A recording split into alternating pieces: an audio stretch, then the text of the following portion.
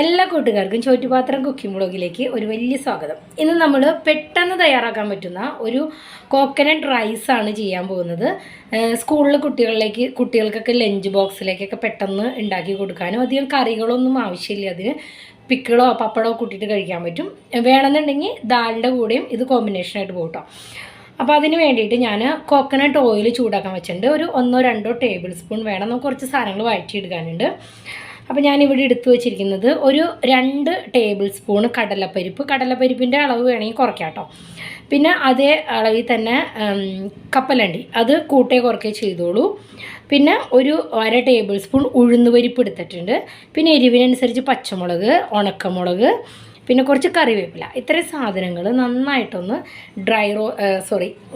എണ്ണയിലൊന്ന് roast ചെയ്തെടുക്കണം. അപ്പോൾ നമുക്കിതിനെ ഒന്ന് മൂപ്പിച്ചെടുക്കാം. അതിന് അപ്പോൾ ഇതിലേക്ക് നിങ്ങൾക്ക് കടുകും ജീരകവും ഒക്കെ ചേർത്ത് കൊടുക്കാം. ഞാൻ രണ്ടും ഇട്ടിട്ടില്ല.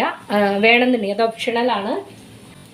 ഇതൊന്ന് ഇട്ട് ജസ്റ്റ് ഒന്ന് 1 മിനിറ്റ് ഒന്ന് വഴറ്റി കഴിഞ്ഞ് കഴിയുമ്പോൾ അധികം മൂക്കണതിന് മുന്നായിട്ട് ഞാനൊരു 3/4 കപ്പ് നാളികേരം ചിരകിയതാണ് ചേർത്ത് കൊടുക്കുന്നത്. ഒരു 2.5 കപ്പ് റൈസാണ് എടുത്ത് വെച്ചിരിക്കുന്നത്. അതിലേക്കാണ് 3/4 കപ്പ് ചേർക്കണം കേട്ടോ. അപ്പോൾ ഒരു കപ്പിന് ഒരു 1/4 കപ്പിൻ്റെ ആ ഒരു അളവിൽ തന്നെ എടുത്തോളൂ. 1 കപ്പ് റൈസിന് 1/4 കപ്പ് നാളികേരം എന്നുള്ള അളവിൽ തന്നെ ചേർത്തോളൂ. അപ്പോൾ ഇതൊന്ന് എന്താ പറയുക, ലൈറ്റ് ഗോൾഡൻ കളർ വരെ ഒന്ന് വഴറ്റിയെടുക്കണം. ലോ ഫ്ലെയിമിൽ വെച്ചിട്ട് വേണം കേട്ടോ ചെയ്യാനായിട്ട്.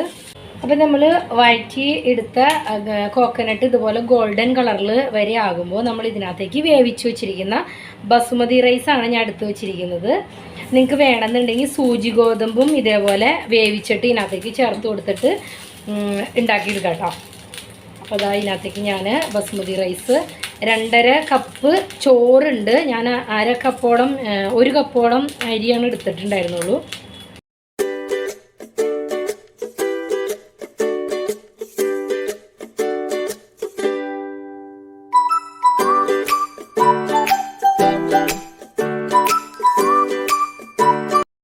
ഞാൻ ചോറിൽ ഉപ്പ് ഇട്ടിട്ടുണ്ടായിരുന്നു, എങ്കിലും കുറച്ച് ഉപ്പ് കുറവുണ്ട്. അപ്പോൾ ഞാൻ ഉപ്പ് കുറച്ചിട്ട് കൊടുക്കുകയാണ്.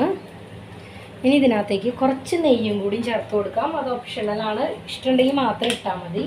മല്ലിയുടെ ഇല ചേർത്ത് കൊടുക്കുന്നുണ്ട്. അതും ഓപ്ഷണലാണ്. ഇഷ്ടമുണ്ടെങ്കിൽ മാത്രം ചേർത്ത് കൊടുക്കുക.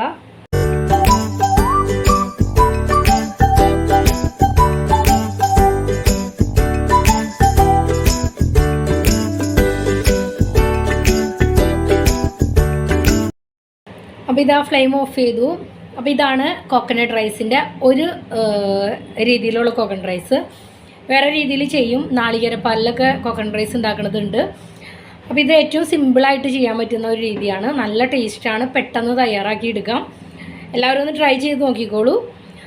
നിങ്ങളുടെ വീഡിയോ ഇഷ്ടമായെങ്കിൽ ഒന്ന് ലൈക്ക് ചെയ്യുക. നിങ്ങളുടെ അഭിപ്രായങ്ങൾ കമൻറ്റ് ബോക്സിൽ അറിയിക്കുക. പുതിയൊരു വീഡിയോയിലൂടെ നമുക്ക് വീണ്ടും കാണാം. എല്ലാവർക്കും ഒരു നല്ല ദിനം. നന്ദി, നമസ്കാരം.